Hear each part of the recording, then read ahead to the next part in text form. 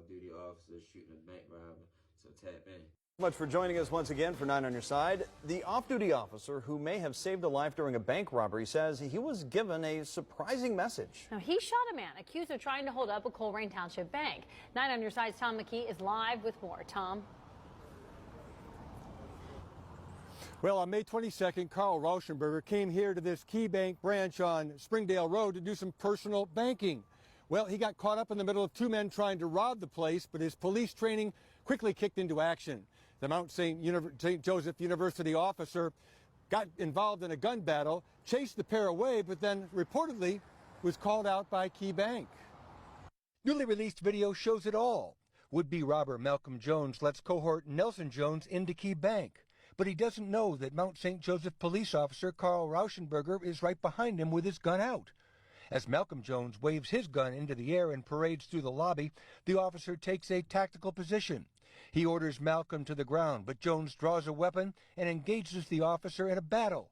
Jones is hit, but manages to get up and flee the bank with the officer in close pursuit. He just showed a remarkable sense of bravery in that. What happened next stunned Hamilton County Prosecutor Joe Dieters. He says Officer Rauschenberger was told to take his banking business elsewhere because he violated Key Bank policy of giving robbers what they want. He deserves a great deal of gratitude from this community, and Key Bank should be ashamed of themselves.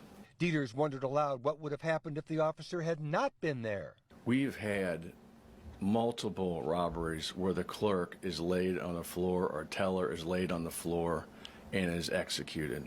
Mount St. Joseph Police Chief Jack Kraft issued a statement commending his officer. He is an asset to our department and is committed to the safety and security of the Mount community and the greater Cincinnati area. Good evening, audience. Welcome to another episode of The Truth Television. I'm your host, Q the General, and it's my honor to have your attention. Today we'll be reacting to the video of an officer halting a bank robbery, referring to the videos of law number 17 and 21 out of the 30 Strategies of War, and some of the war quotes. For this video, we'll be starting off with some quotes out of the 17th law. I'll repeat, it states, do not be taken in negotiation. It's about maneuvering for power or placement, and you must always put yourself in a kind of strong position that makes it impossible for the other side to nibble away at yours during talks.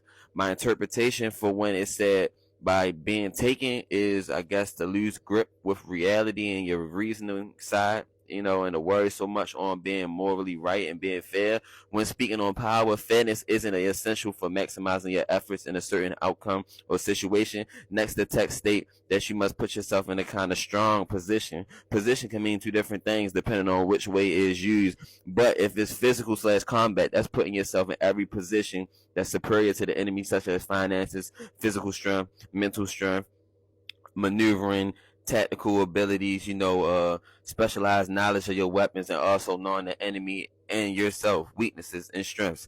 This is the strategy you use to gain power over your oppositions, to control the settlement during compromising and negotiation. Next page. How did he do that in the video? Simply, he made his position strong and unarguable by carrying a firearm. That's rule number one. Step second, by concealing it and pretending to go along and let the offenders keep moving forward in their attack. By him using the element of secrecy, his position was unguardable.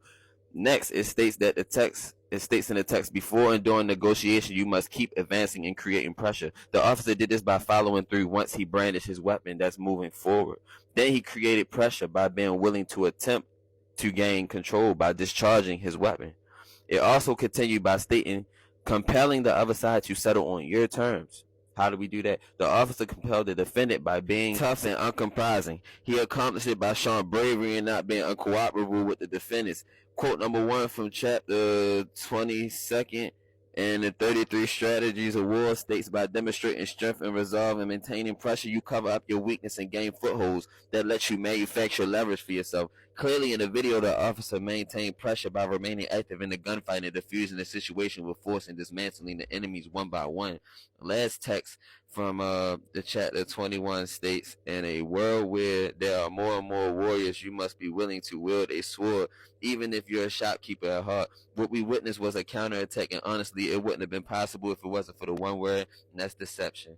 Next page. This is an example of why you must wield a weapon or advantage over your opponent at all times, because even if it's a slim chance that it can be anyone, it could be you, me, close ones, and it don't matter, that person still must wield a sword. Next quote states, the lesson is simple. By continuing to advance, by keeping up unrelenting pressure, you force your enemies to respond and ultimately negotiate. In this video, we can see the officer forcing the bandits into negotiation to not resist and put his hands up.